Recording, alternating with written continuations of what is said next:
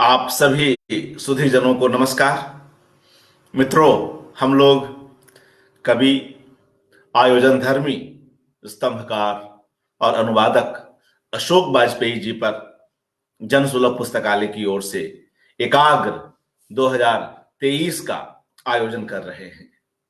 आज इस एकाग्र की 13वीं कड़ी है और इसमें हमारे साथ लेखक, अदाकार और निर्देशक महमूद फारूकी जी जुड़े हुए हैं। वे अशोक वाजपेयी जी के साथ हुई अपनी मुलाकातों के कुछ यादगार किस्से हमारे साथ साझा करेंगे।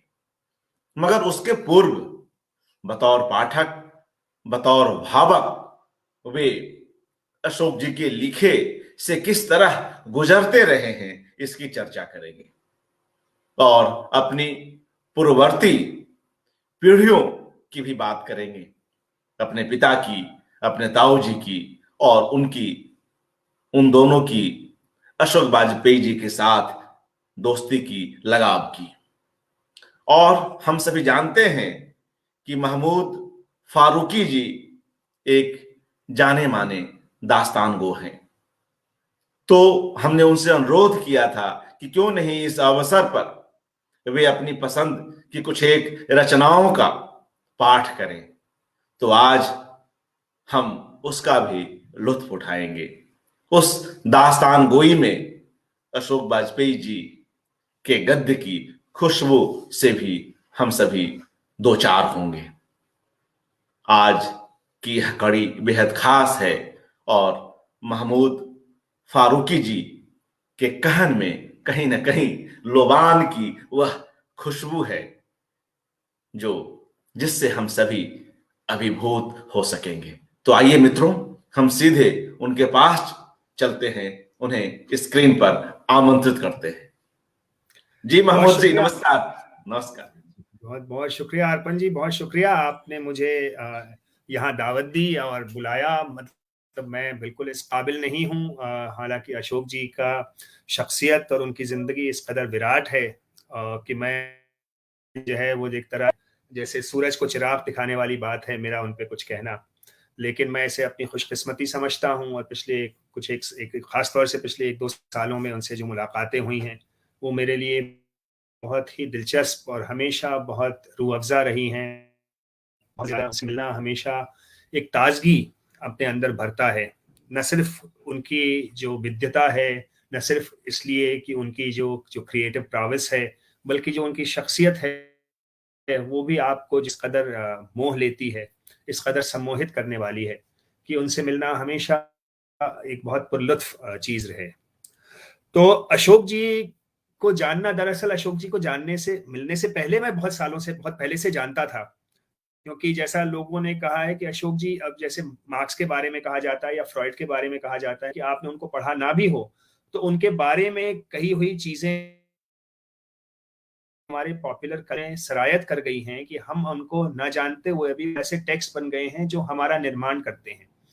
तो इस तरह अशोक जी को जानना भी दरअसल खुद अपने आप को जानना है, क्योंकि पिछले 30-40 सालों से जब से होश संभाला है, जब से क्रिएटिव लाइन में आए हैं या पढ़ने लिखने का शौक पैदा हुआ है, तब से अशोक जी की शख्सियत अजयी शख्सियत है। हमारे इर्द-गिर्द, हमारे अतराफ में रही है। एक बहुत उम्दा रोल मॉडल के तौर पर, एक इंस्पिरेशन के तौर पर और एक ऐसी शख्सियत के तौर पर कि जिसकी तरह होना चाहते हैं कई मायनों में। और मैं ये बात बहुत फ़ख्र से और ईमानदारी से कहना चाहता हूँ कि मैं यकीनन बहुत मामलों में अशोक जी की तरह होना चाहता था। अब तो मेरी उम्र हो गई तो मुझे मुश्किल लगता है कि जिन ऊँचाइयों और जिन चोटियों पर वो पहुँच चुके हैं, उन तक मैं कभी पहुँच पाऊँगा। लेकिन वो वहाँ-वहाँ जहाँ पहुँचे हैं और जहाँ-जहाँ गए हैं और जो-जो राहें उन्होंने रोशन की हैं, उन राहों पर चलना हम सब के लिए बहुत ज़्यादा खुशगवार और बहुत ज़्यादा खुशकिस्मती का बायस होगा। तो अशोक जी को ज़ाहिर-सी बात है हम सब लोग जानते ही थे, बतौर एक कवि के, बतौर एक क्रिटिक के, बतौर एक कॉलमनिस्ट के।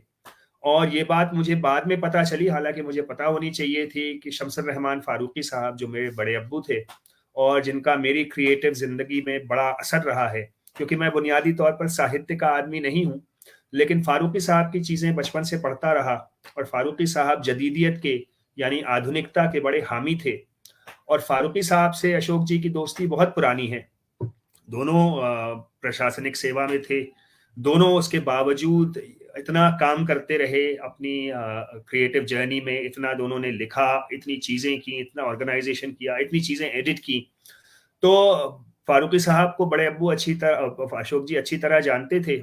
और मुझे याद है 2016 या 17 में ये वर्ड्स इन द गार्डन या ऐसे करके एक प्रोग्राम इंडिया इंटरनेशनल सेंटर में होता था। तो गालिब पे एक शाम थी और अशोक जी थे उसमें, फारूकी साहब थे और निर्मल वर्मा नहीं, सॉरी माफ कीजिए, पवन वर्मा थे। तो उनको मैंने वहां सुना और मैं दम बखुद हैरत ज़दा रह गया किस कदर अदक और मुश्किल शेर गालिब के उन्हें याद हैं और किस रवानी से वो शेर सुना रहे थे। और फिर मैंने बड़ा हैरत ज़दा हुआ, उनके पास में गया, मैंने कहा आपको तो कितना गालिब आता है? तो अशोक जी ने कंधे उचकाया, कहने लगे इसमें तो भाई हमारे शायर हैं, तो हमें नहीं आएगा तो किसको आएगा। तो उससे पहले दरअसल अशोक जी से मेरा गायबाना तारुफ था, क्योंकि मेरे जो फादर इन लॉ थे मुजीब रिजवी साहब, जो हिंदी के बड़े प्रोफेसर थे और ख़ास तौर से जायसी और कबीर वगैरह पे उन्होंने बहुत काम किया। जब अशोक जी ने वर्धा में महात्मा गांधी इंटरनेशनल हिंदी यूनिवर्सिटी कायम की थी, तो मुजीब साहब को भी वहाँ बुलाया था। मुजीब साहब के काम को वो जानते थे, उनसे उनकी रफ़ाकत थी। इसलिए जब हमने पिछले साल मुजीब रिजवी मेमोरियल लेक्चर किया, उसमें अशोक जी को हमने दावत दी उन पे बोलने की। अशोक जी बहुत खुशी से आए और बहुत शानदार उन्होंने लेक्चर दिया। उसके पहले भी जब मुजीब साहब की किताब का लॉन्च हुआ था पीछे कहत कबीर कबीर, उसमें भी अशोक जी आए और उन्होंने उसमें भी बहुत उम्दा अपना जो है वो किताब के बारे में और किताब के हवाले से मुजीब साहब के बारे में बहुत उम्दा बातें कही। तो एक तरह से साहित्य जो है वो जाहिर सी बात है हमारे घर में चर्चा होती थी, क्योंकि मेरे फादर महबूबुर रहमान फारूकी साहब खुद भी उर्दू के एक ज़माने में अदीब रहे थे और फारूकी साहब के साथ उन्होंने शबखून निकालने में बड़ी मेहनत की थी, मुआवनत की थी उस ज़माने में। और वो आजकल नाम की एक सरकारी जो मैगजीन है उर्दू में निकलती है, उसके कई साल एडिटर रहे। और उनको हिंदी अदब से काफ़ी शौक था अब्बू को मेरे। और मुझे बहुत सी किताबें उनके पास रहती थी। वो हजारी प्रसाद की अनाम दास का पोथा जैसे उनके पास रखी रहती थी और बहुत सी किताबें थी।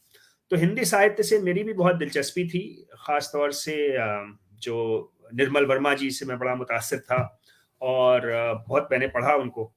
तो शायरी ऑब्वियसली दूसरी चीज़ है और शायरी मेरा कोई ख़ास मेरा उसमें दर्क नहीं था, लेकिन थोड़ा बहुत अदब में दिलचस्पी होने की वजह से मैं इन चीज़ों को पढ़ता था, लोगों को पढ़ता था। फिर अशोक जी को उस दिन मैंने देखा था जब ये गालिब वाला ये प्रोग्राम हुआ था और मुजीब साहब के ज़रिए उनका नाम सुना था, फारूकी साहब के ज़रिए उनका नाम सुना था। फिर 2018 में जब राजकमल से अशोक महेश्वरी जी ने हमें दावत दी कि हम राग दरबारी की 50वीं सालगिरह पर एक दास्तान उस पर बनाएं और पेश करें, तो मेरा ख्याल है अशोक जी वहाँ आए थे और उसी को देख के उनके जहन में ये ख्याल कौंधा था शायद कि रज़ा साहब पे वो दास्तान मुझसे करवाएंगे। तो उन्होंने मुझसे कहीं आईआईसी में या कहीं मिले थे, तो उन्होंने इस बात का जिक्र किया कि हाँ वो रज़ा पे दास्तान करनी है। तो मैंने सुना और बात आई गई हो गई। और माफ़ कीजिएगा, मैं अपनी जहालत पे नादिम हूँ कि उस वक्त मुझे ये नहीं पता था कि अशोक जी का रज़ा साहब से क्या ताल्लुक़ है, रज़ा फाउंडेशन से क्या ताल्लुक़ है और कितना उन्होंने काम किया है उस पर। तो मैं उन बातों से उस वक्त वाकिफ़ नहीं था। तो मैंने सोचा उन्होंने कहा है और बात आई गई हो गई।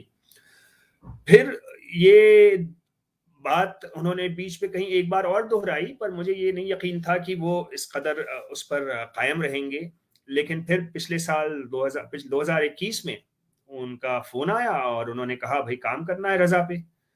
तो मुझे लगा कि भाई देखिए उन्होंने एक बात कही थी और मैं ये नहीं समझ पाया था कि किस कदर वो संजीदा है उसको लेके। और आज वो मौका आया, मैं फिर उनसे मिलने गया रज़ा फाउंडेशन के दफ्तर।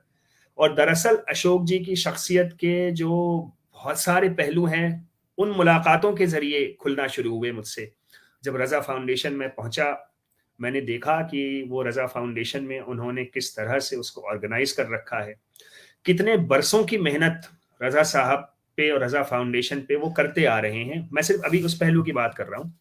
वो 1978 या 77 में रज़ा साहब से शायद पहली बार मिले थे और उसके बाद से फिर वो 1981 से शायद बाकायदा उनका उठना बैठना रज़ा साहब से शुरू हुआ। तो मेरी जो ज़िंदगी है, ऑलमोस्ट वो ज़िंदगी मतलब 4-5 साल इधर-उधर करके उस उतनी ज़िंदगी रज़ा, उतना दौर, उतना अरसा रज़ा साहब से दोस्ती और रफाकत में अशोक जी का गुजरा, और उस दोस्ती को रजा साहब से जो उन्होंने निभाया है और जिस तरह से उन्होंने उसका बीड़ा उठाया और उस पर कायम रहे, मेरी नजर में मुझे नहीं कोई नजर आता है कि किसी ने भी कोई, मतलब अभी मैं फिलहाल इसकी बात ही नहीं कर रहा हूं कि अशोक जी खुद कितने बड़े राइटर हैं और क्या उनका मकाम हमारे अदब में है। मैं तो सिर्फ अभी इसकी बात कर रहा हूं कि जिस तरह से उन्होंने रजा साहब के काम का और रजा साहब का बीड़ा उठाया, और रजा साहब के साथ साथ फिर उन्होंने जो आसपास उसके तार फैलाए। जब मैंने रजा साहब पे काम करना शुरू किया, फिर मैंने रजा साहब के जरिए अशोक जी ने जो रजा साहब पे काम किया है उसको देखा, तो मतलब एक परत दर परत खुलती चली गई। फिर मैं यूट्यूब पे गया, मैंने देखा कि कितने मेमोरियल लेक्चर्स अशोक जी ने रजा फाउंडेशन के जरिए कायम कर रखे हैं। तो उन्होंने मतलब गायतोंडे मेमोरियल लेक्चर है, हबीब तनवीर मेमोरियल लेक्चर है, हुसैन मेमोरियल लेक्चर है, पता नहीं कितनी चीजों का और कितनी ज्यादा शख्सियतों का और कितनी ज्यादा धाराओं का एक साथ अशोक जी रजा फाउंडेशन के जरिए बीड़ा उठाए हुए थे। आत्मा का ताप जब मैंने पढ़ी, उसमें अशोक जी के जो संस्मरण हैं, जो उन्होंने रिपोर्टाज लिखा है, जो उन्होंने कविताएं लिखी हैं रजा साहब के बारे में, फिर मैंने रजा साहब और अशोक जी के लेटर्स पढ़े, और वो लेटर्स बहुत दिलचस्प हैं क्योंकि उसमें आपको उन लेटर्स को पढ़ के दरअसल एहसास होता है कि इतनी भारी भरकम प्रोफेशनल जिंदगी से और इतना प्योर, जिसमें एक बहुत अहम ब्यूरोक्रेट थे, कितनी सरकारी जिम्मेदारियां उन पे थी, उनके बावजूद वो पता नहीं कितना काम करते चले गए। और वो रजा साहब के साथ जो काम कर रहे थे, जो शायरी का काम कर रहे थे, वो इसी इसी 10 15 20 साल के अरसे में, मतलब रजा साहब खुद कहते हैं एक बार कि मैं नहीं जानता कि ये सब कैसे हो गया और कितना मैं कैसे काम हो गया, मैं जब पलट के देखता हूँ। तो अब मैं जो सोचता हूँ, जो 70 और 80 की दहाइयां थी अशोक जी की जिंदगी की, अशोक जी की, जब उन्होंने वो वहां थे, जब मध्य प्रदेश में, जब उन्होंने मध्य प्रदेश साहित्य कला परिषद में काम करना शुरू किया, जब उन्होंने भारत भवन बनाना शुरू किया, जब भारत भवन बन गया, तो एक तो उनका पहलू है कि वो किस किस लेवल के उस जमाने में कार्यक्रम ऑर्गेनाइज कर रहे थे। मतलब बतौर एक ऑर्गेनाइजर छोटा सा एक शो करने में आदमी को बड़ा जो है वो जोखिम उठाना पड़ता है, और इतने बड़े बड़े प्रोग्राम्स, अंतरराष्ट्रीय कविता सम्मेलन, साहित्य सम्मेलन, भारत भवन के कल्चरल प्रोग्राम्स, आर्टिस्ट्स को जमा करना, लोगों पे फिल्में बनवाना, कविता का प्रोग्राम करवाना, मतलब जब अभी मैं सिर्फ इसकी बात कर रहा हूं कि जब वो 70 और 80 के जो उनके सबसे प्रोलिफिक और सबसे एक्टिव ईयर्स हैं बतौर एक कल्चरल इम्प्रेसारियो के, उस जमाने में वो इतना काम कर गए कि ये बहुत, मुझे लगता है कि किसी के लिए भी पूरी जिंदगी या 2 जिंदगियों में उतना काम कर जाना बड़ा मुश्किल काम है।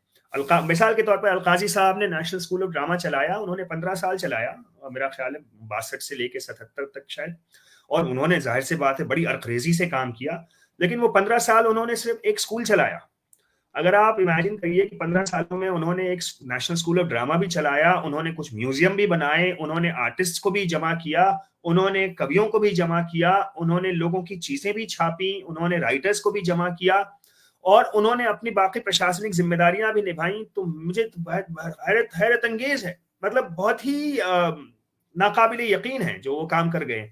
फारूकी साहब के बारे में लोग कहते थे कि वो जिन्नातों की तरह काम करते हैं, पर मुझे लगता है अशोक जी ने जो काम किया वो बाकी जिन्नाती कारनामे थे उस जमाने के।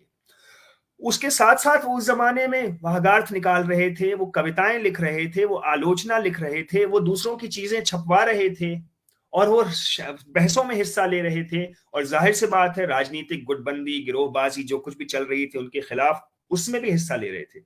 तो मुझे लगता है ये तो जो वो था जो 70 80 की दहाइयां थी, उसके बाद से भी उनका जो है वो 15 20 साल का वो ब्यूरोक्रेटिक एडमिनिस्ट्रेटिव पोजीशन रही, और उनका जो है क्रिएटिव काम चलता रहा, और उसके बाद से वो जो 15 20 साल से रजा साहब पे काम कर रहे हैं।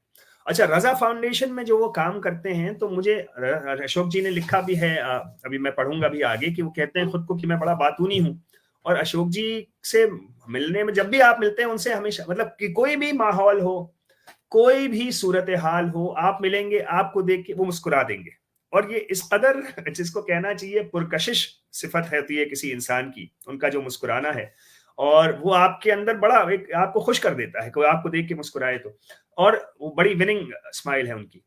अच्छा, वो जो जो भी कार्यक्रम कराते हैं, एक तो ये सोचना, लोगों को बुलवाना, ऑर्गेनाइज करवाना, ये सब हो गया। अब जैसे 3 दिन की मंडला में गया उनके साथ, तो मंडला में उन्होंने 30-40 युवा कवि और कवियों को और लोगों को, राइटर्स को जमा किया था। सुबह से लेके शाम तक वो बैठ के उनको सुन रहे थे। 2 दिन 3 दिन जितने दिन ये प्रोग्राम चला, जो भी वो ऑर्गेनाइज कराते हैं उसको बैठ के सुनते हैं।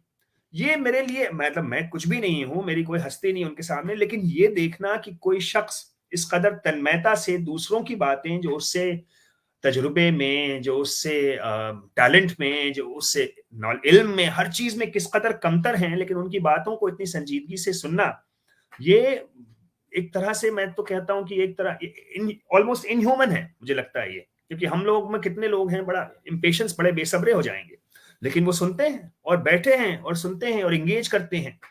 और जिन लोगों से तो इस तरह, मतलब उनका जो काम है वो सिर्फ ये नहीं है कि वो बाहरी आडंबर का काम है, या सिर्फ कि बीड़ा उठाने वाला काम है, या धक्का दे के गाड़ी को पहुंचाने का काम है। वो खुद वहां बैठे हैं, उसमें मौजूद हैं, लोगों के साथ मिल रहे हैं, सुन रहे हैं।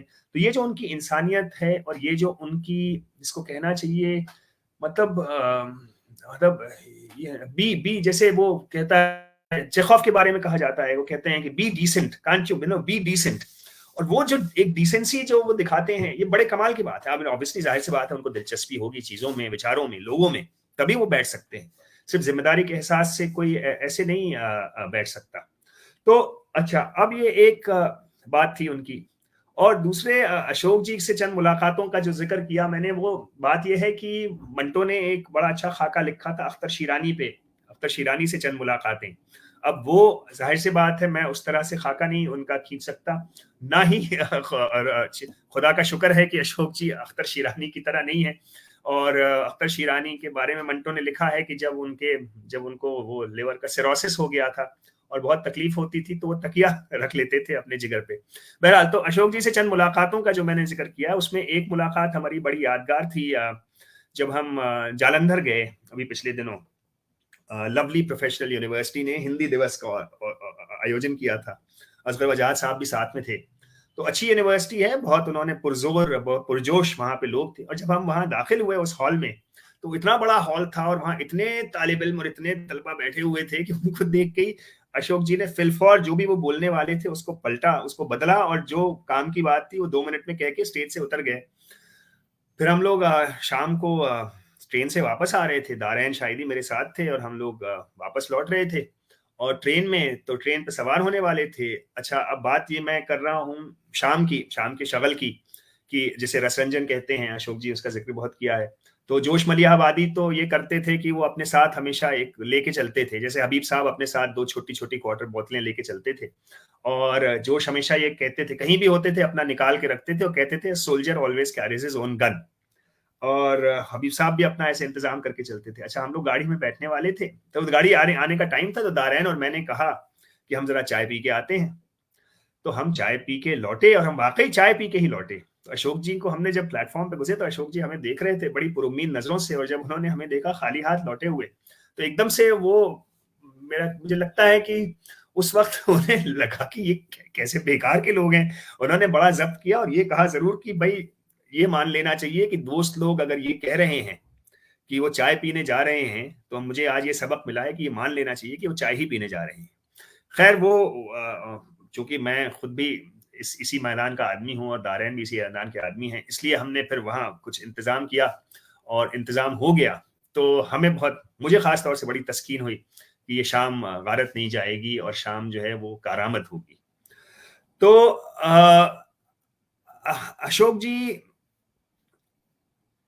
ने 20-25 साल, 30 साल, जो भी उनकी क्रिएटिव जिंदगी थी, जो 1960 से शुरू हुई, जब वो सेंट स्टीफेंस आए, या उसके पहले से सागर में थे, और फिर उन्होंने बहुत उतार चढ़ाव देखे। जो उनकी साहित्यिक रुचि और साहित्यिक जो उनका मैलान था, वो उन लोगों से मेल नहीं खाता था जो उस जमाने में अपने आप को प्रगतिवादी या प्रोग्रेसिव कहते थे, जैसा फारूकी साहब का था। तो इस तरह से उनके मिजाज में ये मेल था।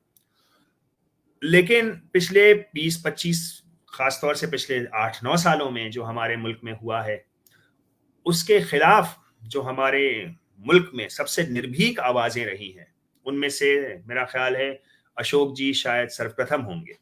और गिरीश कर्नाड भी थे, युवा अनंत मूर्ति भी थे, और मेरा ख्याल है इन 4-5 जो भी इंटेलेक्चुअल्स रहे हैं, उनमें से सबसे बड़ा नाम अशोक जी का है।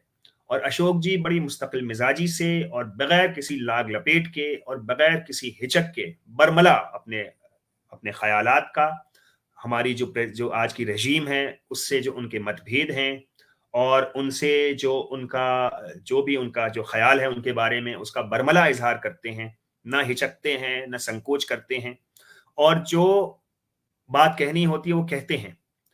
अब इसमें बात ये भी है कि वो बात करते करते ये भी बात कहते हैं, और जो बड़ी वाजिब बात है कि जो लोग दरअसल आप इन लोगों से हिंदू मजहब की, हिंदू फलसफे पे, हिंदू साहित्य पे, शास्त्र पे, किसी भी चीज पे बात भी नहीं कर सकते, क्योंकि ये लोग, उन लोगों को वो भी नहीं पता है कि दरअसल हम लोग जो हैं जिन चीजों को हम उठा के चल रहे हैं वो सिर्फ कोई एक झूठा मूठा खाली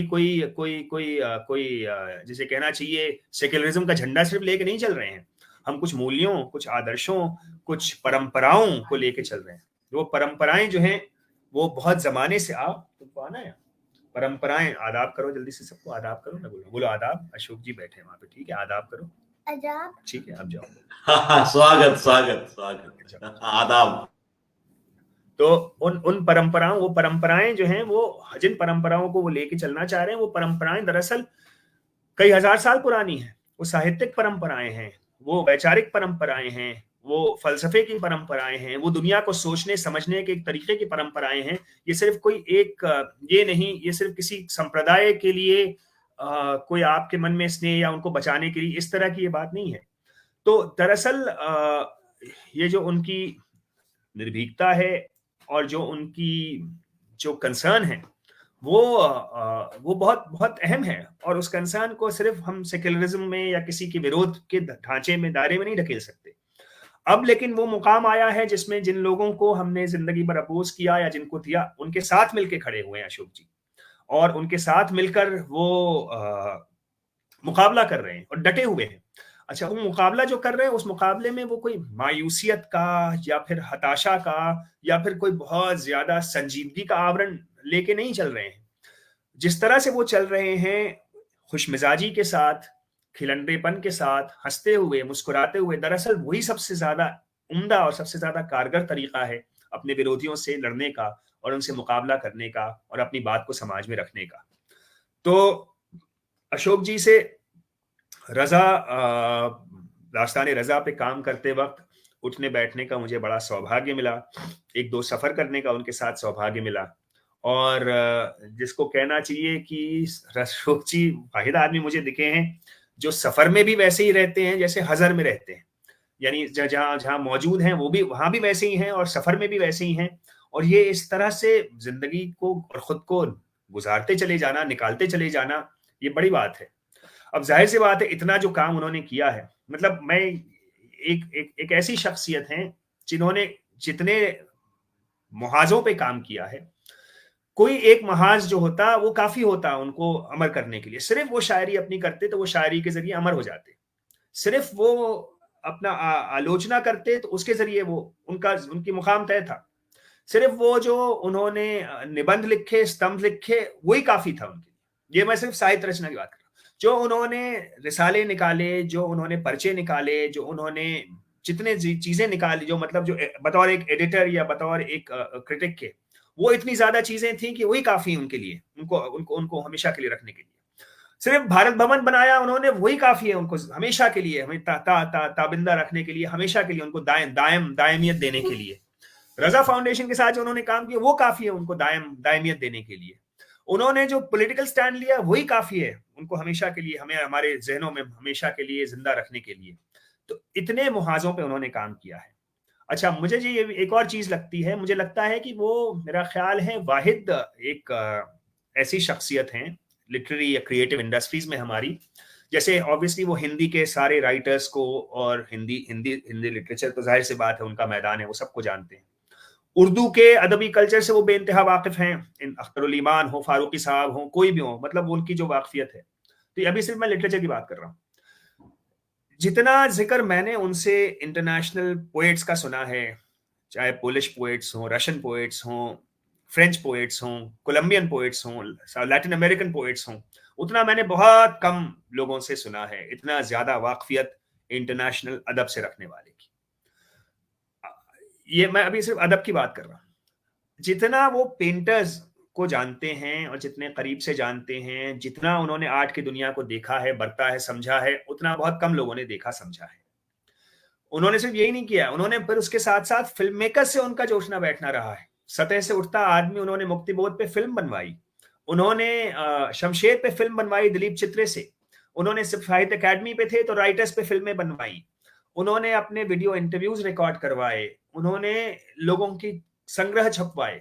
तो film makers, musicians, writers, painters और ऑब्वियसली ब्यूरोक्रेट्स, मतलब इतनी एक साथ इतनी ज्यादा फील्ड्स में बराबर दस्तरस रखना, ये बहुत बहुत कम लोगों को हासिल होता है। तो ये मेरा ख्याल है, इतनी धाराएं उनमें आके मिलती हैं कि कोई भी, जाहिर सी बात है, इसीलिए लोग इतना ज्यादा उनको बुलाना चाहते हैं और उनसे संपर्क रखना चाहते हैं, क्योंकि उनके जो सरोकार हैं वो इस कदर मुतनव्वे हैं और इस कदर 30 40 50 साल हो गए उनको। तो एक तरह से वो, उन्होंने जिसको कह सकते हैं हमारा आज का हिंदुस्तान को बनाया है। और हम दरअसल, आप जाने ना जाने, जैसे मैं जब इंग्लैंड ऑक्सफोर्ड में था तो बहुत 94 की बात है, और हमारा एक था साथी जो कंजर्वेटिव था, तो वो बहुत थाचर का सपोर्टर था। तो उसने बहस बहस में एक बार कहा भी कि वेदर यू अग्री और not, we are all Thatcher's children. तो ये बात एक तरह से, कुछ तरह से अशोक जी के बारे में भी कही जा सकती है कि आपको मालूम हो ना मालूम हो, आप कहीं ना कहीं उनके जो काम हैं, उनके जो कारनामे हैं और उनके जो कंसर्न्स हैं और जो बातें उन्होंने कही हैं, लिखी हैं, सोची हैं, आप कहीं ना कहीं उनके जरिए ही बनकर, और उनके जरिए ही आपकी तामीर हुई है। और हम सब की तामीर एक तरह से आप ये कह सकते हैं, we are all Vajpayeeans in a sense. तो अभी मेरे पास कहने को और भी बहुत कुछ है, लेकिन मैं बहुत ज़रूरी समझता हूँ कि जो चीज़ें मैंने निकाली हैं पढ़ने के लिए, उन्हें मैं सुना दूं, ताकि आप बराह रास्त अशोक जी के शब्दों से आप मुतारिफ हो सकें। क्योंकि कुछ किस्से जो मैंने उनसे सुने हैं, कि जैसे वो जब सेंट स्टीफेंस कॉलेज में आए थे और उनका यहाँ थोड़ा दिल नहीं लगता था वहाँ के अंग्रेजी नुमा माहौल में, और कैसे वो मुक्तिबोध उस ज़माने में बीमार थे, वो उनसे मिलने आया जाया करते थे। और उनकी उस ज़माने में उन्होंने एमए का एग्ज़ाम था और उन्होंने एक कविता लिखनी, उन्होंने एमए का एग्ज़ाम में, उनका दिल नहीं कर रहा था एग्ज़ाम लिखने का, तो उन्होंने वहाँ पे एक कविता लिखी थी कि माँ, एग्ज़ाम में पेपर में ही वो लिख दिया था कि माँ लौट कर आऊँगा तो क्या लाऊंगा, जो बाद में रज़ा साहब की इतनी मशहूर तस्वीर बनी और रज़ा साहब ने उनसे ली। तो जो मैं चीज़ें पढ़ूंगा उसमें थोड़ा कुछ अशोक जी के बचपन, उनका इन लोगों से रिश्ता, बड़े राइटर्स से और लोगों से, और फिर रज़ा साहब से उनकी जो दोस्ती थी, उस पे आएंगी। तो मैं, अगर आप मुनासिब समझते हैं अर्पण साहब, तो मैं अब पढ़ने की तरफ आऊं। जी जी बिल्कुल, स्वागत जी। किस पुस्तक से शुरू कर रहे हैं? जी, अगले वक्तों के हैं ये लोग। जी अगले वक्तों के हैं ये लोग, इन्हें कुछ न कहो, जो मैं वो नगमा को अंदो रुबा कहते हैं। लेकिन अशोक जी के वाह। साथ, अशोक जी ने जो लिखा है अगले वक्तों के लोग, ये उनका कारनामा है कि वो, मेरा ख्याल है 60 साल हो गए उनकी साहित्यिक जर्नी को, और वो हमेशा ही हमारे ही वक्त के रहे हैं हाँ और हमेशा रहेंगे। ये भी बड़ी बात है। जी हाँ, जी। बिल्कुल। तो मैं शुरू करूंगा इनके, जो अशोक जी ने इसमें जो भूमिका लिखी है वो बहुत कारामद है। दूसरों के आलोक में, मेरा लंबा जीवन कविता, आलोचना, कलाओं और संस्थाओं के निर्माण और संचालन और संपादन में बीता है। लगभग एक अथसदी अपनी निजता और आत्मनिष्ठा का आग्रह करते हुए मैंने दूसरों के साथ बिताई है। मुझे बहुत जल्दी समझ में आ गया था कि आत्म अपनी अद्वैयता भी, अगर वो अभीष्ट हो तो दूसरों से प्राकृतिक होकर द्वितीयता से मिलकर ही गढ़ सकता है। किसी गहरी और टिकाऊ सार्थकता में आत्म पर के बिना संभव ही नहीं है। मेरा यह सौभाग्य रहा कि अपने समय के साहित्य, संगीत, ललित कलाओं, रंगमंच, राजनीति आदि के मूर्धन्यों के संपर्क में आया। उनसे आत्मीयता और बहुत कुछ सीखने गुनने के कई अवसर मिलते रहे। दरअसल मेरा जीवन और कृतित्व कई तरह से इन दूसरों के आलोक में ही रूपायित हुआ है। याद आता है भवानी प्रसाद मिश्र ने अपनी संस्मरणों की पुस्तक का शीर्षक रखा था, इन्होंने मुझे बनाया। मेरी पुस्तक का यह शीर्षक नहीं है, पर आशय यही है। मैं इसका सुपात्र भी ना रहा हूं, ये गहरी कृतज्ञता मेरे मन में है कि ऐसा आलोक मुझे उदार और उदात्त सहज मिला। इस किताब में अशोक जी ने खाके लिखे हैं जो हिंदी के बड़े मूर्धन्य बड़े बड़े लोग हैं, अज्ञेय हैं, शमशेर हैं, त्रिलोचन हैं। तो उसमें से मैं अज्ञेय और शमशेर के बारे में कुछ बातें मैं कहूंगा। हम नहीं कहते कि हमको छोड़कर स्रोतस्विनी बह जाए, नदी के द्वीप। इत्तेफाक से अज्ञेय मुझे भी बहुत पसंद थे और मैंने शेखर एक जीवनी पढ़ी थी अपनी नौजवानी में, जैसा लोग पढ़ते हैं, और बड़ा मैं मुतासिर हुआ था। और नदी के द्वीप मैंने अपने स्कूल के हिंदी टीचर थे माधव सारस्वत जी, उनकी कॉपी ले ली थी कि वो पीएचडी कर रहे थे, और मुझे शर्म है इस बात पे, लेकिन मैं उनको वापस नहीं कर पाया। वो मेरे पास ही है अभी भी। तो उन दिनों नए साहित्य की स्वीकृति की निर्णायक लड़ाई छिड़ी हुई थी और अज्ञेय उसके लगभग निर्विवाद सेनापति थे। हम लोगों ने सागर जैसे कस्बे में कविता लिखने की शुरुआत की थी और उस समय की गीत कविता के प्रभाव से उबर कर कुछ नया करने की ओर बढ़ना चाह रहे थे। संयोगवश हमारे स्कूल की लाइब्रेरी में कल्पना के अंक आते थे और नए साहित्य से हमारा परिचय बढ़ रहा था। नवी कक्षा पास करने के बाद हुए मेरे उपनयन के अवसर पर मेरे गुरु लक्ष्मीधर आचार्य ने उपहार के रूप में जो पुस्तकें मुझे उन्नाव जिले के एक गांव में भिजवाई थी, उनमें से एक हरी घास पर क्षण भर नाम का अज्ञेय का कविता संग्रह भी था। कविता का बिल्कुल अप्रत्याशित संसार सामने खुल गया था। सरस्वती प्रेस से छपे उस संग्रह पर जिल्द भी मोटे बोरे जैसे कपड़े की थी और वो अपने अंतरंग बहिरंग दोनों में ही अनूठा लगा था। मुझे याद आता है कि मैंने अज्ञेय के प्रभाव में कई कविताएं उन दिनों लिखी थी, जिनमें एक आध हरी घास को लेकर ही थी, जो वसुधा में परसाई जी ने छापी थी। सागर का भूगोल उन दिनों आज जैसा जनाकीर्ण नहीं, बल्कि बेहद हरा भरा था। हम लोग अपने स्कूल ही गोपालगंज मोहल्ले से एक बड़ा हरी घास का मैदान पार कर रोज आते जाते थे। पर अज्ञेय की उन कविताओं के बाद हमने हरी घास मानो पहली बार देखी थी, कम से कम भाषा और कविता में। ये समझ भी जागी कि आसपास की दुनिया और पास पड़ोस कविता में बेखटके आ सकते हैं, बल्कि उनकी सीधी पहचान से ही कविता अपना स्वत्व पाती है। सागर के साहित्यिक माहौल में उस समय की गीतकार कवियों का बड़ा व्यापक प्रभाव था और हम यानी रमेश दत्त दुबे और मैं इस प्रभाव से मुक्त नहीं थे। उसी समय उनके बाद के कविता संग्रह बावरा अहेरी और इंद्रधनु रौंदे हुए ये आए और हमारे रचने और सोचने के परिसर में उनकी केंद्रीयता बढ़ी और मजबूत हुई। उनकी अनेक कविताएं और उसके हिस्से हम दोनों को मुखाग्र याद थे और बहुत बाद में एक आध बार मैंने अज्ञेय को उन्हीं की किसी पुरानी कविता याद से सुनाकर थोड़ा चकित भी किया।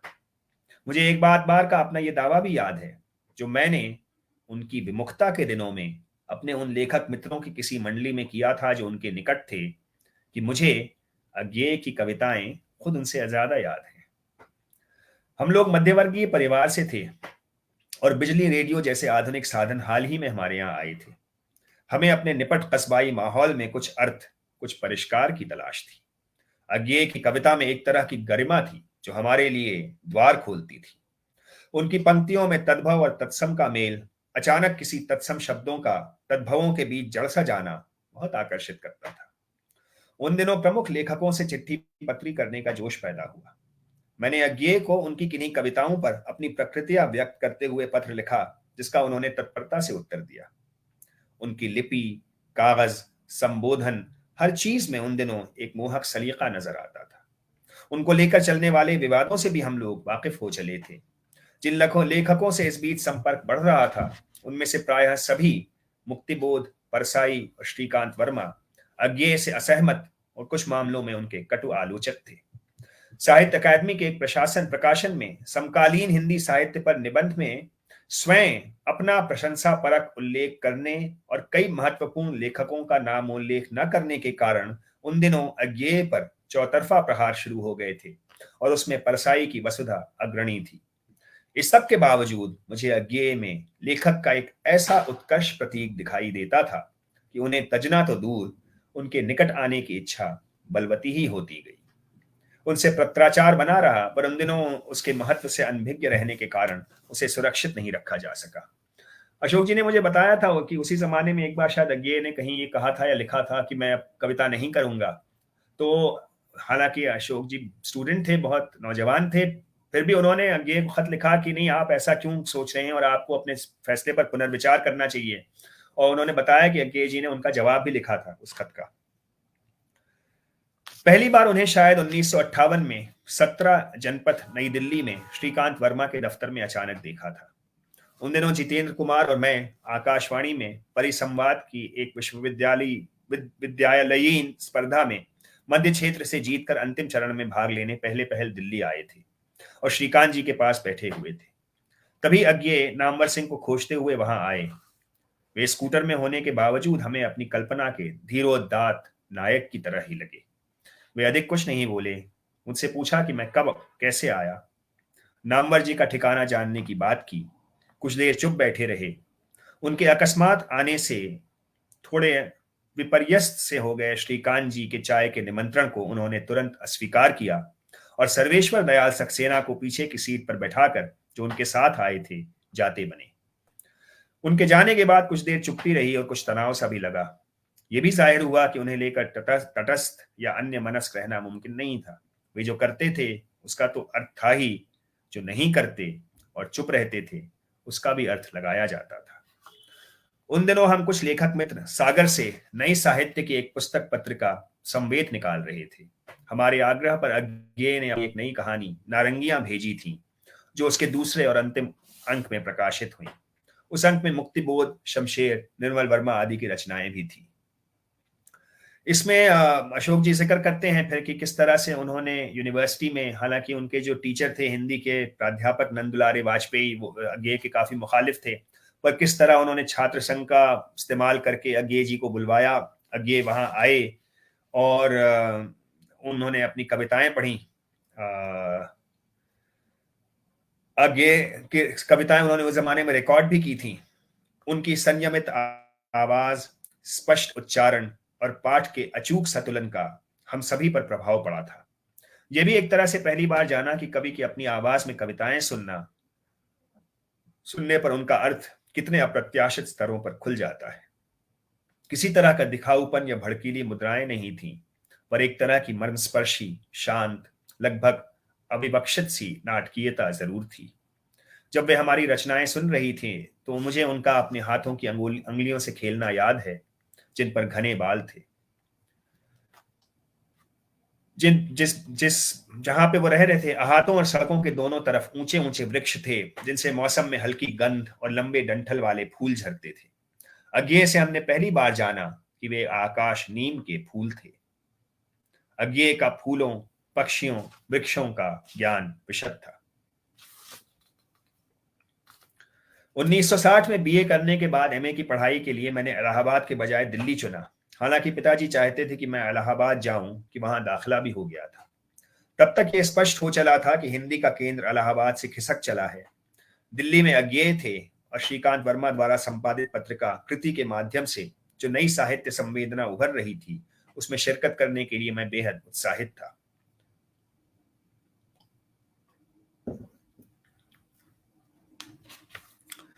अज्ञेय को लेकर दिल्ली में तब तक कई खासे टिकाऊ पूर्वग्रह फैले हुए थे। उनका आभिजात्य, उनकी चुप्पी, उनकी निजी जिंदगी, सभी को लेकर। उन दिनों दिल्ली में कोई खास साहित्यिक आयोजन नहीं होते थे। जो होते थे उनमें से अधिकांश में अज्ञेय अनुपस्थित रहते थे। अगर कहीं से वे आ जाएं तो वातावरण प्रायः असहज सा हो जाता था। उनका विचित्र सा, कई बार चिढ़ की हद तक ले जाने वाला आतंक सा रहता था। अक्सर ऐसे अवसरों पर अज्ञेय ज्यादातर चुप रहते थे, लगभग गुमसुम। अगर वे हंस दें या विनोद की बात कह दें तो ये भी खबर और एक तरह की अफवाह बन जाती थी। उनका घर, खासकर उनका अंतरंग, सुरुचिपूर्ण और किसी हद तक संवेदनशील था।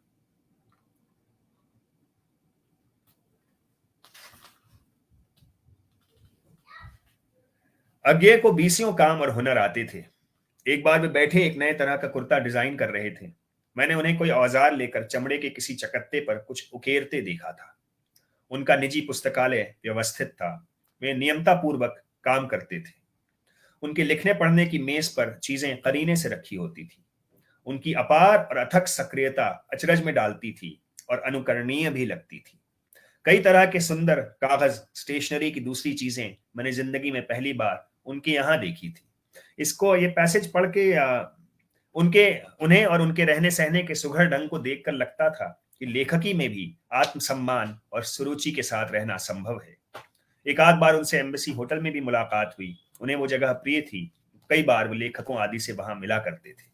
ये पैसेज मेरे लिए बड़ा दिलचस्प था क्योंकि दरअसल फारूकी साहब की स्टडी में जब जाता था, मैं नौजवान था, उनकी किताबें, उनकी स्टेशनरी, उनकी कितने तरह तरह के पेन उनके पास होते थे, उनके पास इरेजर्स होते थे, उनके पास कलरफुल पेंसिल्स होती थी, स्टेपलर्स, मतलब उनकी सिर्फ स्टेशनरी को मैंने लिखा भी है इसके बारे में, कितनी देर तक मैं उलटता पलटता रहता था।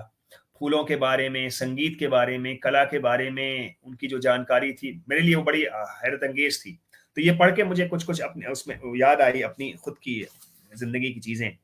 तो वक्त कम है तो मैं इससे जरा, अशोक जी ने बहुत उम्दा मजमून है आगे पे। आगे उन्होंने लिखा है अपनी सारी उनसे आस्था के बावजूद ये के एक कवि संग्रह पर उन्होंने बहुत तीखी सी टिप्पणी की थी और अपने तौर पर ईमानदारी से की थी, लेकिन अगे उनसे नाराज हो गए। फिर उनके रिश्तों का उतार चढ़ाव चलता रहा और फिर जब अशोक जी भोपाल में एक बहुत उन्होंने बड़ा इंपॉर्टेंट सेंटर बनाया, वहां पे लोग राइटर्स आते थे, तो अगे को शायद लगा कि उनकी जो है वो अनदेखी हो रही है और दूसरे लोगों को अशोक जी प्रमोट कर रहे हैं। बहरहाल ये बहुत उम्दा मजमून है और जैसे खाके होते हैं राइटर्स के, वो पढ़ने लायक है। कभी आगे मौका मिला तो मैं जरूर पूरा ये पढ़ूंगा। लेकिन अगे ने उनके बारे में एक कटाक्ष करते हुए कविता लिखी थी जो मैं पढ़ देता हूं। शुद्ध कसाई खाना। समय था जब हम कवि थे और दूसरे नए कवि हमारे भाई थे। तब साहित्य की हमारी थी यही पहचान कि वह है शुद्ध भेड़िया थसान। पर समस्या तो यह है कि पद पर बैठा हुआ कोई व्यक्ति बड़ा लेखक बन जाता है और हम पद पर बैठे हैं और हम अब सिर्फ कवि नहीं, आलोचक हैं। अब हम अपने को ही नहीं, साहित्य को भी फिर से पहचानते हैं। साहित्य तो शुद्ध कसाई खाना है। यूं हम कोई रियायत नहीं चाहते। रियायत का करेंगे क्या? अनुदान सरकार से पाया हुआ है। कागज दस्तकार का बनाया हुआ है। लाभ निरा पूर्वग्रह है व्यवसायी का। ये पूर्वग्रह अशोक जी निकालते थे वहां से। हमारा काम भले हो कसाई का, पर पब्लिक सेक्टर में कितना अंतर है हमारे काम के कैरेक्टर में। यही नहीं, इस कविता के आगे एक छोटी सी टिप्पणी और थी। उधर भोपाल में अशोक वाजपेयी ने चिंता प्रकट की कि मध्य प्रदेश चरागाह है, बाहर से जानवर आते हैं, इसको चर जाते हैं। उन्हें भी ध्यान नहीं रहा कि कोई जानवर तो उन्हीं के निमंत्रण पर आते हैं, बल्कि कुछ तो उनके पूज्य होंगे। जाहिर है कि मध्य प्रदेश में जो हो रहा था उस पर अज्ञेय की नजर थी और उनका आंकलन प्रतिकूल था। दरअसल ये खाके इस कदर दिलचस्प हैं और इतनी चीजें हमारे अपने समाज के बारे में, साहित्य के इतिहास के बारे में, और जो आज भी रेलेवेंट है कि पूरा पढ़ने का की लालच होती है, लेकिन वक्त बहुत कम है। तो मैं इसको आगे बढ़ता हूँ।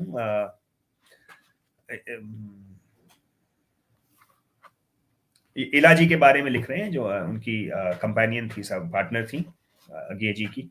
मैंने लक्ष्य किया कि इलाजी को हिंदी साहित्य दृश्य से परिचित होने के बावजूद उसमें सक्रिय शक्ति संतुलन का उन्हें अनुमान नहीं था। उन्हें अज्ञेय के विरुद्ध एक तरह के संगठित और असंगठित विरोध का पता था, लेकिन उनकी चिंता मुख्यतः अज्ञेय को व्यर्थ की उलझनों और संबंध विकृतियों से बचाने की थी। अज्ञेय की लगातार बेरुखी और प्रतिकूलता को लेकर मेरे मन में जो हताशा थी, उसे मैंने उस बातचीत में पूरी अभिव्यक्ति दी। शायद मैंने ये भी कहा कि अज्ञेय के चेहरे पर मेरे साथ न्याय नहीं हुआ का जो स्थायी भाव रहता है वह निराधार है और हिंदी समाज उन्हें अपने सर्वश्रेष्ठ अलंकरण दे चुका। अब उसे और क्या करना चाहिए? आज सोचता हूं तो लगता है कि अंततः अज्ञेय के साथ सचमुच हिंदी लेखक समाज ने न्याय नहीं किया और कम से कम उनके जीवन काल में उनके कृतित्व का जैसा गंभीर विश्लेषण हमारे मूर्धन्य आलोचकों आदि को करना चाहिए था, वो नहीं हुआ। अब मैं शमशेर पे, उनके खाके पे आता हूँ। ये बड़े कमाल की बात है कि अब ये किस कदर पेट्रिशियन, एक तरह से एलिटिस्ट, बहुत सोफिस्टिकेटेड, कॉनेसर, बड़ी उनकी रख रखाव की जिंदगी, और उनको जिस तरह से अशोक जी ने याद किया है उसी तरह से और उसी मर्म के साथ और उसी लगाव और मोहब्बत के और अकीदत के साथ उन्होंने शमशेर को याद किया है, जो काफ़ी उनसे मुख्तलिफ थे। और ये किसी इंसान की, जिसको कहना चाहिए हासिल हुस्न इश्क बस इतना, आदमी आदमी को पहचाने। तो क्या क्या बात। जी, ये छोटा सा हिस्सा ऐसे पढ़ता हूँ। हम अपने ख्याल ख्याल से भी कम, हम अपने ख्याल को सनम समझे थे, अपने को ख्याल से भी कम समझे थे। शमशेर की पहली कविता कब पढ़ी ये याद करना कठिन है, पर इलाहाबाद की एक पत्रिका सृजन में उनकी एक कविता याद है, एक हरा चेक। आकाशवाणी की नौकरशाही, चेक पाने वाली की लाचारी और उससे जुड़ी इंसानियत का ऐसा सुगठित विन्यास कविता में संभव है, ये पहले नहीं जाना था। बिल्कुल साधारण सी घटना को जब कवि देखता है और बखानता है तो उसमें कैसी सघनता और अर्थमयता आ जाती है, ये उस छोटी सी कविता में सहसा प्रकट हुआ। उनसे पहली भेंट इलाहाबाद में ही हुई थी, 1957 के साहित्यकार सम्मेलन में, जिसमें मैं एक लगभग अज्ञात कुलशील तरुण लेखक के रूप में शामिल हुआ था। उनके बहादुरगंज वाले कमरे में थोड़ी देर के लिए मैं भी गया था। छोटे कद के, अपने शमशेर होने से ही मानो झेंपते से शमशेर थे। मुक्तिबोध से विशेषता उनकी बरसों बाद भेंट हो रही थी और वे बेहद मगन थे। आकाशवाणी इलाहाबाद से उन दिनों कवि की अपनी आवाज में कविता पाठ का एक कार्यक्रम आता था, स्वर वेला, जिसे हम लोग सागर में नियम पूर्वक सुनते थे। उनमें एक बार शमशेर का कविता पाठ था। न जाने हम लोग उस बुधवार की शाम कहाँ थे। भागकर किसी तरह घर पहुंचे तो इलाहाबाद स्टेशन मिलने में खासी कठिनाई हुई। जब स्टेशन लग गया तो शमशेर अपनी कांपती आवाज में कह रहे थे, एक पीली शाम, पतझर का जरा अटका हुआ पत्ता। उनकी आवाज अटके हुए को कहते हुए विचित्र और मार्मिक ढंग से कांप जाती थी। मैंने उन्हें उस कविता पाठ के बहाने एक लंबा पत्र लिखा। उन दिनों हम लोग सागर के नए साहित्य की एक पत्रिका संवेद निकाल रहे थे।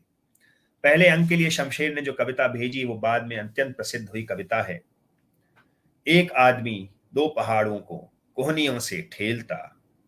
एक आदमी दो पहाड़ों को कोहनियों से ठेलता, पूरब से पश्चिम को एक कदम से नापता बढ़ रहा है। कितनी ऊंची घासें चांद तारों को छूने छूने को हैं, जिनसे घुटनों को निकालता वो बढ़ रहा है, अपनी शाम को सुबह से मिलाता।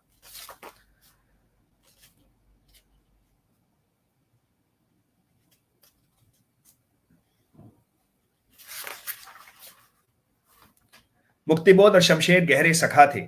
जब अचेत मुक्तिबोध भोपाल से बेहतर इलाज के लिए दिल्ली आए और अखिल भारतीय आयुर्विज्ञान संस्थान में भर्ती हुए, तो पता नहीं कब और कैसे एक दिन शमशेर वहां तीमारदारी के लिए पहुंच गए। अस्पताल में मुक्तिबोध की पत्नी शांता जी रहती थी। एक टूटी सी बेंच थी, एक दो कुर्सियों के अलावा। हम लोग जब सुबह शाम जाते थे तो कुछ देर वहीं पर बैठते थे, अपने आसपास से, इस तथ्य से कि वे अब दिल्ली में हैं और शायद इस एहसास से भी ये उनके अंतिम दिन हैं, मुक्तिबोध बेसुध रहते थे। उनका दुबला पतला लंबा शरीर बिस्तर पर लेटा रहता था। प्रायः परेशान और व्यग्र शमशेर दिन भर वहां बैठे रहते थे। यूं रात को शांता जी अकेली रह जाती थी, पर किसी दिन अगर मुक्तिबोध की तबीयत कुछ खराब लगे या ऐसी ही कोई बात हो तो किसी को उनके अलावा रात को अस्पताल में रुकना जरूरी लगे तो ये जिम्मेदारी फौरन शमशेर अपने ऊपर ले लेते थे और ठहर जाते थे। उसी टूटी बेंच पर कुछ सिमटे सिकड़े हुए से वे रात भर सोते रहते थे। शमशेर कुछ तो अपने स्वभाव से और कुछ मुक्तिबोध की गंभीर बीमारी की चिंता से अक्सर बहराए से रहते थे। अपने किसी कष्ट का उन्हें उन दिनों रत्ती भर ख्याल न था।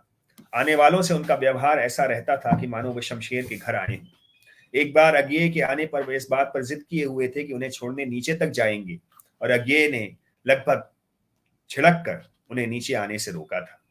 अक्सर जब डॉक्टर अपने राउंड पर आते थे तो शमशेर बहुत विकल होकर मुक्तिबोध की हालत के बारे में उनसे ताजा तरीन स्थिति समझने चाहते थे। 1965 में शमशेर इलाहाबाद से उर्दू हिंदी कोश में काम करने दिल्ली आ गए थे। दिल्ली विश्वविद्यालय के अंतर्गत यह किंचित दीर्घ सूत्री प्रोजेक्ट था। उर्दू के प्रति शमशेर का लगाव ही नहीं था। वे हिंदी में लिखते हुए भी उर्दू की मुहावरेदार और पुरकारी को आदर्श मानते थे। जिंदगी भर वह समानांतर उर्दू में भी ज्यादातर गजल लिखते रहे। ये दिलचस्प है कि उनकी उर्दू की रचनाएं प्रायः पारंपरिक ढांचे और रंग की ही हैं, जबकि हिंदी में वे शुरू से अंत तक अथक और अदम्य प्रयोगशील रहे। अच्छा, इत्तेफाक की बात है कि मेरे जो ससुर साहब थे आंजहानी मुजीब रिजवी साहब, वो भी शमशेर को बहुत पहले से बच जानते थे उस जमाने में, और उन्होंने शमशेर से कहा भी था कि आप उर्दू में कम, आप हिंदी में ज्यादा लिखिए। और क्योंकि खुद मुजीब साहब भी हिंदी में ही आए थे पंडित सुंदरलाल के कहने से।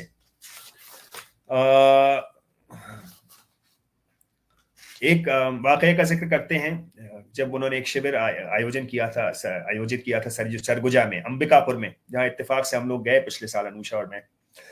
तो शिविर के अधिकांश लेखक हमारे घर पर ही ठहरे। लंबा बरामदा था। अक्सर सुबह नेमी जी, भारत जी और शमशेर सुबह की चाय वहीं बैठकर गप लगाते थे। मैं भी रहता था। मेरा बेटा जुनू बहुत छोटा था। अक्सर वो सबके स्नेह का भाजन होता था। नेमी जी और शमशेर बंबई में इप्टा के दिनों की, कम्यून में बिताए समय की याद करते बैठे रहते थे। कई चरित्रों का जिक्र होता था, जिनमें एक माई भी थी कि जो कम्यून में रसोई का काम संभालती थी, और जिन पर शमशेर की एक कविता भी है। शिविर में कमलेश, श्रीकांत वर्मा, ज्ञान रंजन, प्रभात त्रिपाठी, विजय मोहन सिंह आदि शामिल थे। भारतीय मनीषा और सृजन के 10वीं शताब्दी के आसपास समाप्त हो जाने की बात को लेकर श्रीकांत, मैं फिर से इस लाइन को लेता, भारतीय मनीषा और सृजन के 10वीं शताब्दी के आसपास समाप्त हो जाने की बात को लेकर श्रीकांत वर्मा और नेमी जी में तीखी बहस हो गई थी। श्रीकांत जी का मत था कि विश्व स्तर पर चिंतन और सृजन, दोनों ही स्तरों पर भारत का अवदान 10वीं शताब्दी तक हो चुका था, और बाद का काल एक तरह से मरणोत्तर काल है।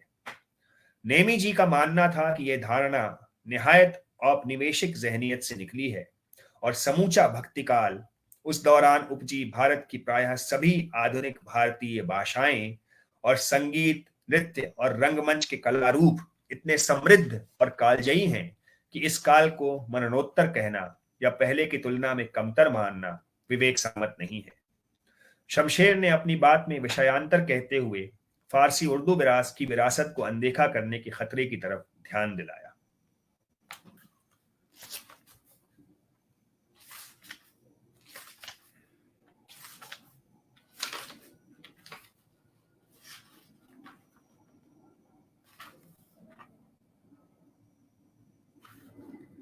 तो इसमें और बहुत सारी कारामद चीजें हैं अर्पण जी, लेकिन मेरा ख्याल है वक्त काफी है, तो मैं अभी इसको यहीं रोकता हूं, क्योंकि ये पूरी ही किताब पढ़े जाने की मांग करती है। जी जी। और अब संभवतः हम दूसरी पुस्तक की ओर बढ़ेंगे। वक्त है इतना, अगर आपको लगता है? हाँ हाँ बिल्कुल, कुछ तो कर ही ले, अच्छा ही रहेगा। जी जी। ये जो अशोक जी ने निकाली थी किताब, निकलवाई थी एक तरह से रजा साहब से बात करके, जी, तो उससे अंश में पढ़ देता हूँ।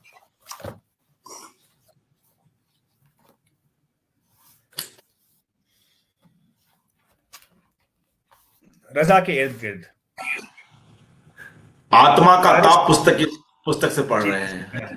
जी जी जी जी जी, स्वागत। ये अशोक जी ने ही रजा साहब से कई विजिट्स में पेरिस में कई बार आके गुफ्तगू करवा के उनकी अपनी जिंदगी का वृत्तांत टाइप करवाया, रिकॉर्ड किया था, फिर अंग्रेजी में छापा था, फिर अंग्रेजी से हिंदी में करवाया, और हिंदी में इस कदर उम्दा ये तर्जुमा है, बहुत, जो मतलब मूल अंग्रेजी मैंने नहीं पढ़ी, लेकिन ये हिंदी पढ़ के एहसास नहीं होता है कि ये मूलतः हिंदी में नहीं लिखी गई है, और इसके लिए मधु बी जोशी साहिबा या साहिब का बहुत याद करना बहुत जरूरी है उनको। जी। तो पेरिस में बसंत के बाद गर्मियां आ रही हैं। मुझे तो हल्की ठंड लगती है, लेकिन पेरिस वासियों के लिए मौसम गर्म है। मैं बरसों से सैयद हैदर रजा पर एक पुस्तक लिखने की सोचता रहा हूं। रजा अगले बरस 80 के हो जाऊंगा। सोचता हूं कि उन पर अपनी पुस्तक इस दौरान लिखकर इस अवसर पर प्रकाशित करा सकूं, हिंदी और अंग्रेजी दोनों भाषाओं में एक साथ। इसलिए छुट्टी लेकर उनसे लंबी बातचीत करने यहाँ आया हूं। पुस्तक का मुख्य खंड यही बातचीत होगी, कम से कम अभी तो यही योजना है। अब लिखने और विन्यस्त करने के दौरान इस रूपाकार में कोई परिवर्तन हो जाए तो अभी अंदाजा नहीं है। हालांकि बरसों ये नाम रजा से सुनता रहा हूं। पेरिस में एक बार फिर बबरिया, बचई और ककैया शब्द सुनकर इस बेहद अभिजात और धुर यूरोपीय शहर में अचानक आपको उसके किसी आतंक से मुक्त कर देता है। रजा के स्टूडियो में नरसिंहपुर और मंडला जिले के गांवों के इन नामों का उच्चारण ही जैसे उसका भूगोल बदल देता है। एक तरह की आत्मीय, रहस्यमयी और बचपन की आभा से कमरा भर जाता है, मानो कमरे में पेरिस की धूप नहीं, यहाँ मध्य प्रदेश के सुदूर वन गांवों की आभा छा गई है। रजा इन दिनों एक बड़े चित्र सूर्य नमस्कार पर काम कर रहे हैं। उनमें उनके अनेक परिचित आकारों और ज्यामिति कई तरह के रंगों में तुमुल सा है, सधा हुआ पर स्पंदन से थरथराता हुआ पुनर्विन्यास। रजा हर इतवार को थोड़ी देर के लिए पास के एक चर्च में जाते हैं जहां उनकी पत्नी का बपतिस्मा हुआ था। इस बार एक बार फिर मैं उनके साथ जाता हूँ। 17वीं शताब्दी के चर्च में प्रार्थना एक भव्य अनुष्ठान है जिसमें पादरियों के अलावा काफी बड़ी संख्या में साधारण नागरिक भी कई पीढ़ियों के हिस्सा लेते हैं। कई बार बिना बेसुरे हुए सामूहिक रूप से प्रार्थना गाते हैं। रजा चुपचाप लगभग आधा घंटा वहां रहते हैं। उन्होंने ना अपना धर्म छोड़ा है, न ही अपनी भारतीय नागरिकता। मुझे बात याद है, बरसों पहले इसी चर्च को जाते हुए उन्होंने मुझसे कहा था कि प्रार्थना तभी संभव है जब आप पूरी तरह से खाली हो। पेरिस जैसे महानगर में पड़ोस की बात सोचना एक गंवई किस्म का नॉस्टैल्जिया ही माना जाएगा। बुलेवा वोल्टेयर के मुख्य चौक पर जब मैं सुबह 8:30 बजे के करीब नाश्ता ले रहा होता हूँ तो बाहर बेहद गहमा गहमी होती है। सैकड़ों लोग फुर्ती से, कई अपने हाथों में सैंडविच लिए काम पर जा रहे होते हैं। प्राय कोई किसी को नहीं देखता या बोलता, सिवाय रास्ता मांगने देने के लिए। मैं निठल्ला बैठा इस अद्भुत कर्म तत्पर जनप्रवाह को देखता हूँ। लेकिन पेरिस में पड़ोस संभव है, बल्कि कई पड़ोस हैं, छोटे छोटे, रोज बनते बिखरते। रजा के साथ मेरी बातचीत अक्सर सुबह 1-1.5 घंटे होती है। लगभग 11 बजे के आसपास वे कुछ थक या उकता जाते हैं और घर गृहस्थी के लिए कुछ सौदा सुल्फ लाना भी जरूरी हो जाता है। जब से उनकी चित्रकार पत्नी जानीन मोंजिया कुछ अशक्त हो गई हैं, तब से यानी पिछले 3-1 साल से वो नियमित रूप से लगभग इसी वक्त अपने घर से कुछ चहलकदमी के लिए बाहर अपने पड़ोस में निकलते हैं। मैं इस दौरान अक्सर उनके साथ जाता हूँ। सब उन्हें पहचानते हैं, सब उन्हें नाम से बुलाते हैं। बूढ़े तो अब कई बरसों से हैं रजा, लेकिन अब कुछ झुक भी गए हैं। उन्हें देखने में कुछ तकलीफ सी होती है, पर जो अदम्य है वो है उनकी जिजीविषा। युवा कलाकारों के काम के प्रति उनका अथक उत्साह और कितना भी कठिन हो, हर बरस भारत आकर अपने को पुनर्नवा करने की उनकी इच्छा। वे चाहते हैं कि अगली बार भारत में कहीं अज्ञातवास पर सिर्फ सफेद कैनवस पर सफेद रंग के चित्र बनाना चाहते हैं। अपना समापन अध्याय मानो वे पवित्रता के भी सारांश तक पहुंचाना चाहते हैं। वे अपसरण करना चाहते हैं, लेकिन संन्यास नहीं लेना चाहते। वे अपनी विकलता और उत्साह में, अपने कौशल और दृष्टि में अपनों की बिरादरी में रहना चाहते हैं। वे सैयद हैदर रजा हैं, जो फिर इन दिनों कुल 15 दिनों के लिए काफी कष्ट उठाकर स्वदेश आए हैं। थकावट और तनाव के बावजूद वो खुश हैं कि फिर अपनों के बीच में हैं। और मैं एक उनकी मोक्ष पर बहस एक मैं बस यहाँ पे खत्म करता हूँ। पेरिस में 2-3 दिनों से 21 जून 2002 की रात से लगभग सुबह तक संगीत दिवस होने की वजह से इतना शोरगुल, युवाओं की संगीतमय चीख पुकार और आवाजाही थी कि ये सोचना लगभग असंभव है कि यहाँ मोक्ष जैसे स्वतंत्र और गंभीर विषय पर बहस का भी कोई मौका हो सकता है। निश्चय ही फ्रांस में और पेरिस में इस वक्त ऐसे लोग जरूर होंगे जो ऐसे चरम प्रश्नों पर सोच विचार कर रहे होंगे, सिवाय इसके कि उनके होने का कोई सबूत मुखर चपल पेरिस में कहीं नजर नहीं आता। इसलिए थोड़ा अजीब था कि बुलेवा के एक रेस्तरां में रात के भोजन पर एकत्र रजा, प्रकाशित रवि कुमार, हिंदी विदुषी आनी मांतो और मेरे बीच बहस मोक्ष को लेकर हो गई। मुझे लगा कि मोक्ष या निर्वाण का आदर्श तो ये बौद्ध विश्वास है कि बुद्ध जब निर्वाण रेखा के निकट पहुंचे, उसे पार करने के पहले इसी ओर ठिठक गए। उन्होंने सोचा कि अगर वे उसे पार कर लेंगे तो ये बेहद स्वार्थी काम होगा। इसलिए बुद्ध अनंत प्रतीक्षा में निर्वाण रेखा के इस पार खड़े हैं कि संसार का हर प्राणी उनसे पहले निर्वाण प्राप्त करे। वे अंतिम होंगे। मुझे प्रथम का इस तरह अंतिम होने का निर्णय बहुत आकर्षित करता है। ऐसा व्यक्ति जो अपना सब कुछ त्याग कर, संन्यास ग्रहण कर मोक्ष की आकांक्षा करते हैं, आत्मतुष्टि की वंचना के दुर्ग में कैद नजर आते हैं, थोड़े दयनीय लगते हैं। जिस मोक्ष का दूसरों के लिए कोई अर्थ या परिणाम न हो, वह मोक्ष क्या? मुझे नहीं लगता कि आत्म बिना अन्य को संबोधित किए हुए कोई सार्थकता पा सकता है। इत्तेफाक की बात है कि फारूकी साहब एक आध बार कहते थे कि उनको, हमारे यहाँ ये कहते हैं कि जो सूफी हैं वो डिडक्शन से, यानी पढ़ लिख के या चीजों को नहीं हासिल करते, उन्हें कश्फ होता है, करामत होती है, इससे वो इल्म हासिल करते हैं। लेकिन उन्हें ये शिकायत रहती थी कि उन्हें मिल गया और वो लेके बैठ गए। और यही कुछ बात अशोक जी भी यहाँ कह रहे हैं कि वो मिल गया, लेके बैठ गए, दूसरों के काम क्या आए। हालांकि आप सूफियों की चीजें पढ़ें तो वो तो कहते हैं हम यहाँ खल्क के लिए ही बैठे हैं, हम सिर्फ यहाँ पे लोगों के लिए ही बैठे हैं। और हजरत निजामुद्दीन औलिया तो कई बार इतने तंग आ गए थे कि शहर छोड़ के जाना चाहते थे, और एक बार वो निकले भी थे शहर छोड़ के जाने को, तो रास्ते में उन्हें एक फकीर मिला जिसने उन्हें रोका और उनसे कहा कि अगर अगर चांद हो तो लोग तो देखेंगे ही, कहाँ तक भागोगे। इस जुमले को सुनकर उन्होंने तय किया कि वो दिल्ली में ही रहेंगे। लेकिन बहरहाल मुझे इस पढ़ के बहुत खुशी हुई थी कि फारूक साहब और अशोक जी के न सिर्फ उनके शायरी में, उनकी शख्सियतों में, उनके साहित्यिक मैलानों में, उनकी मोहब्बतों में, बल्कि उनके इस सोच में भी काफी एक सामंजस्य था। जी अर्पण जी। जी शुक्रिया महमूद जी, अच्छा लगा आपको यहाँ पाकर, और इतनी सारी बातों को आपने जिस तरह से हमारे साथ साझा किया, और निश्चय ही वह बेहद रोचक और बहुत ही प्रभावी रहा। मुझे बहुत खुशनसीबी मेरी, मैं इसे अपनी खुशकिस्मती समझता हूँ जी। बहुत शुक्रिया आपका जी, आभार। मित्रों, हम लोग मंडला में मिले भी थे युवा 2022 में, और वहां भी जिस तरह से रजा साहब पर दास्तान गोई हम लोगों ने प्रत्यक्ष सुनी, वह अपने आप में एक अद्वितीय अनुभव है जो महमूद फारूकी जी लगातार अलग अलग अवसरों पर करते आ रहे हैं। तो इसी क्रम में हम आगे और बात करें और महमूद जी और अशोक जी के कुछ एक चित्रों को देखें, तो उसके पूर्व प्रियदर्शन जी की एक टिप्पणी आई थी महमूद जी 15 नवंबर 2022 को आपको ही लेकर उन्होंने यह बात लिखी थी, मंडला में रजा की दास्तान। तो मैं सोचता हूं कि हम इसे भी इस अवसर पर पढ़ लें कि प्रियदर्शन लेखक पत्रकार क्या सोच रहे हैं।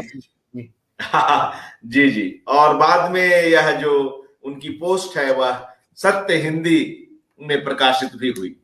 तो मैं एक बार पहले वह पढ़ लेते हैं, इससे हम उस दास्तान गोई का क्या महत्व है इसको भी और कुछ बेहतर रूप में जान पाएंगे। प्रियदर्शन लिखते हैं, साथियों, मंडला में रजा की दास्तान। क्या सैयद हैदर रजा जैसे चित्रकार की जिंदगी पर कोई ऐसी दास्तान तैयार की जा सकती है जिसे सुनते हुए पर्याप्त रस मिले, या जिससे श्रोता बंधे रहे? यह सवाल शायद कवि आलोचक और रजा फाउंडेशन के निदेशक अशोक वाजपेयी के भीतर भी रहा होगा, जब उन्होंने जाने माने दास्तान गो महमूद फारूकी को यह दास्तान तैयार करने की जिम्मेदारी सौंपी। और उसकी बात भी हमने अभी सुनी ही महमूद जी से, उसके पीछे के प्रसंग को। प्रियदर्शन आगे लिखते हैं, आखिर एक चित्रकार का जीवन इतना नाटकीय या घटनापूर्ण नहीं होता कि उसे 2 घंटे तक सुनने में लोगों की दिलचस्पी बनी रहे। लेकिन कुछ अरसा पहले दिल्ली के इंडिया इंटरनेशनल सेंटर में, और फिर इस शनिवार को मंडला के एक प्रेक्षागृह में जब महमूद फारूकी ने यह दास्तान पेश की तो लोग बिल्कुल बंधे के बंधे रह गए। आगे पढ़ता हूं। करीब करीब 1.5 घंटे से ऊपर चली इस दास्तान के दौरान बीच बीच में वाह वाह के रूप में भरी जाने वाली होमकारियों के अलावा लगभग सन्नाटा बना रहा, जैसे पूरा प्रेक्षागृह किसी जादू से बंधा हो। कार्यक्रम से पहले और संभवतः बाद में भी अशोक वाजपेयी ने माना कि यह सैयद हैदर रजा को दी गई सर्वश्रेष्ठ श्रद्धांजलियों में से एक है। लेकिन यह जादू संभव कैसे हुआ? दास्तानें हम पहले भी सुनते रहे हैं। दास्तान गोई अब हिंदुस्तान के सांस्कृतिक माहौल में एक जानी पहचानी विधा हो चुकी है। महमूद फारूकी भी अपने पुराने दास्तानों के साथ पर्याप्त नाम कमा चुके हैं। निश्चय ही वे सब बहुत मेहनत से तैयार की गई दास्तानें थीं। उनमें भी पर्याप्त शोध दिखाई पड़ता था और पूरी मेहनत नजर आती थी। लेकिन सैयद हैदर रजा की दास्तान की चुनौती कुछ इस तरह की थी। जब आप एक कलाकार को अपना विषय बनाते हैं तो आपको उसके जीवन के ब्यौरे तो जुटाने ही पड़ते हैं, उसकी कला दृष्टि को भी सामने लाना होता है, जो कई मामलों में इतनी सूक्ष्म होती है कि उसे शब्दों या वृत्तांतों में बांधना आसान नहीं होता।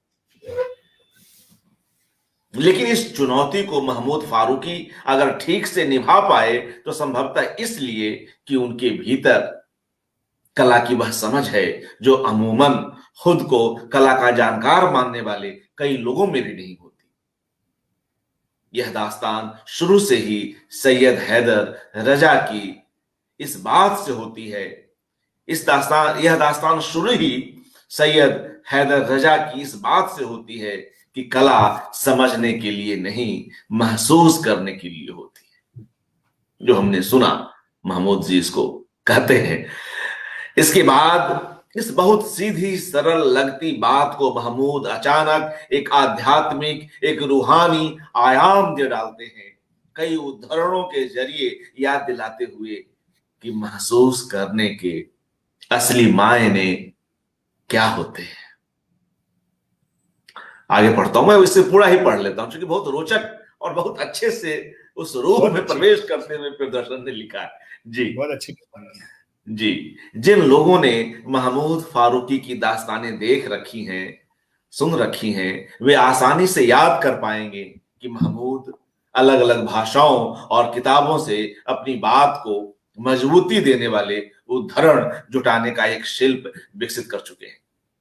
वे गीता से, कुरान से या दूसरे साहित्यिक ग्रंथों से, देसी विदेशी लेखकों से कुछ सूक्तियां, कुछ शेर, कुछ दोहे, कुछ सुंदर पंक्तियां लाकर अपनी दास्तान को समृद्ध करते हैं। लेकिन यह सिर्फ शिल्प का मामला नहीं है, या बस एक दास्तान गो का सयानापन भर नहीं है। इन दास्तानों से गुजरते हुए सहसा ख्याल आता है कि हम ज्ञान और संवेदना की कितनी सारी संपदा से भरे हुए हैं, जिसे देखने तक की हमें फुर्सत नहीं है। दूसरी बात यह कि दुनिया भर की किताबें अंततः जो सिखाती हैं वह करुणा है, उदारता है, प्रेम है और मनुष्यता है। हम इसे भूलते जा रहे हैं। रजा की दास्तान पर लौटें। यह इसलिए भी इतनी दिलचस्प बन पड़ी है कि महमूद ने इसे बस रजा की जिंदगी तक महदूद नहीं रखा है। उन्होंने उस पूरे दौर को याद किया है जिसके बीच रजा पले बढ़े, पहले मुंबई और फिर बाद में पेरिस पहुंचे। तो होता यह है कि रजा की दास्तान सुनते सुनते अचानक हम उस मुंबई में दाखिल हो जाते हैं जिसमें एक तरफ श्याम और अशोक कुमार के साथ मंटो थे और दूसरी तरफ इस्मत चुगतई। एक तरफ देश की आजादी को लेकर चल रही सबसे तीखी बहसें थीं, तो दूसरी तरफ कला और संस्कृति की वे हलचलें जिनके बीच तब की बंबई बन रही थी। यह बहुत धड़कता और जीवंत ब्यौरा है जिसे महमूद ने बहुत कुशलता से पिरोया है। इसी तरह वे रजा के समकालीन कलाकारों की बात करते हुए सूजा, आरा, गायतोंडे, हुसैन, रामकुमार का जिक्र करते हैं।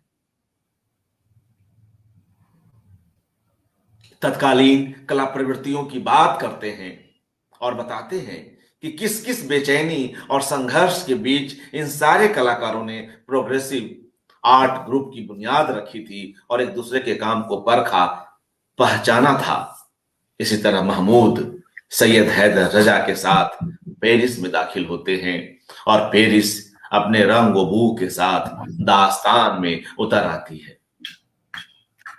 अंतिम कुछ एक और हिस्से हैं, लेकिन ऐसा नहीं कि रजा की दास्तान को आकर्षक बनाने के लिए महमूद मुंबई या पेरिस का किसी चमकीली पन्नी की तरह इस्तेमाल करते हैं। दास्तान सुनते सुनते ही यह बात समझ में आती है कि कोई भी शख्स किसी शून्य से नहीं बनता। रजा भी नहीं बने थे। उन्हें मंडला के जंगलों ने देखना सिखाया था। मुंबई ने उन्हें समकालीन और आधुनिक बनाया। पेरिस ने उन्हें विश्व दृष्टि दी। लेकिन इन सबके परे एक और चीज थी जिसने रजा को रजा बनाया। भारत और भारत की मिट्टी से उनकी मोहब्बत ने, जिसके जादू से बंधे आखिरकार वे हिंदुस्तान लौट आए। महमूद ने दास्तान के बीच उनके बनाए चित्रों की भी बात की है। बचपन से ही एक शिक्षक के निर्देश पर उन्होंने बिंदु पर ध्यान लगाना शुरू किया और फिर यह बिंदु उनकी कला साधना का केंद्रीय बिंदु बनता चला गया। इसी बिंदु में उन्हें भारतीयता की अंतरात्मा भी दिखी और फिर इसे उन्होंने तरह तरह से बनाया। उन पर दोहराव के आक्षेप लगे तो उसका भी बहुत सलीके से और सांस्कृतिक दृष्टि से जवाब दिया।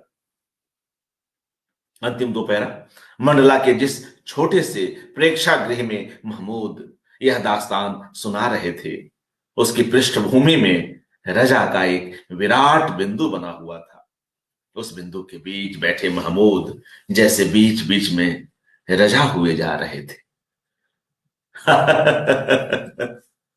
जी कुछ कह रहे हैं आप, प्लीज कहिए। मैं कह रहा हूं आप समझ सकते हैं कि मुझे ये पैरा क्यों इतना पसंद है। जी हमें लगा कि मित्रों को यह साझा किया जाए, मुझे भी पढ़ते हुए अच्छा लग रहा। जी बिल्कुल। मंडला के, हाँ आगे पढ़ता हूं। यह वह अनुभव है जिसे भूलना आसान नहीं। महमूद की दास्तान गोई उस शाम जैसे एक बड़ी पेंटिंग बनाती रही। जिस कार्यक्रम में वह प्रस्तुति हुई वह रजा फाउंडेशन का 2 दिवसीय आयोजन युवा 2022 था, जिसमें भारतीय भाषाओं के 6 लेखकों पर हिंदी के 30 युवा लेखक विचार करने को बैठे थे। जिसकी दास्तान अलग से कई लोग लिखेंगे, लेकिन रजा की यह दास्तान अपनी विलक्षणता में अलग जिक्र की मांग करती है। तो मुझे इस अवसर पर यह टिप्पणी पढ़नी आवश्यक लगी महमूद जी, और आपके सामने ही पढ़ी, लेकिन ठीक है। जी जी नहीं मुझे बहुत अच्छा लगा जी। जी और मित्रों अब हम लोग कार्यक्रम के अंतिम हिस्से की ओर हैं। कुछ एक चित्र हैं और कई चित्र हमें नहीं मिल पाए, मगर जो कुछ एक मिल पाए उन्हें हम देखते हैं। हालांकि उनकी चर्चा महमूद जी ने पहले की है, मगर फिर कुछ और जोड़ना चाहें तो भी जोड़ेंगे। यह वह चित्र है मित्रों, आज हम महमूद फारूकी जी को दूसरे रूप में देख रहे हैं।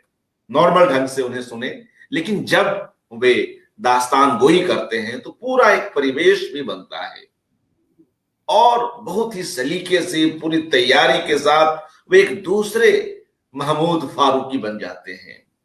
और 2-2 घंटे तक की वह किस्सा गोई इतना आसान नहीं है। वह पूरी उस तरह से दास्तान को लेकर जाना और लोगों को बांध कर रखना, मगर उसमें महमूद फारूकी जी सफल होते हैं। आगे तो बस अब इन चित्रों पर कुछ बात करते हैं। जी महमूद जी। ये हम लोग जब वो जालंधर जा रहे थे और अशोक जी पढ़ रहे हैं किताब, निर्मल वर्मा पे हाल में किताब आई, गगन गिल शायद नाम है उसका राइटर का, जिसपे वो 2 दिन बाद बोल रहे थे। और ये अशोक जी का कमाल है कि मतलब वो जहाँ वो एक एक दुनिया में नहीं रहते हैं, वो कितनी दुनियाओं में एक साथ रहते हैं। अभी मुझसे पिछले दिनों वो परवेज भाई हमारे सीनियर जर्नलिस्ट हैं, वो कह रहे थे कि अशोक जी से बात हुई तो मालूम हुआ कि वो सुबह बर्लिन से लौटे हैं और शाम को किसी प्रोग्राम में जा रहे हैं। यानी हम लोगों को तो कम से कम हमें हमें इस उम्र में एक दिन लग जाता है जेट लैग से उबरने में, कम से कम पहले कुछ काम करें। लेकिन ये उनकी खुदा दाद कमाल की एनर्जी है जो जिंदा रहे, कायम रहे, हमेशा कई कई सालों तक चलती रहे। ऐसे हमें कई दहाइयां उनकी और कई उनकी सालगिरहें ऐसे मनाने का मौका मिले। तो ये जलंधर का सफर है, हम लोग जा रहे हैं साथ में वहाँ। जी बिल्कुल। आगे कुछ और चित्र हैं। जी, इसकी चर्चा भी आपने की थी।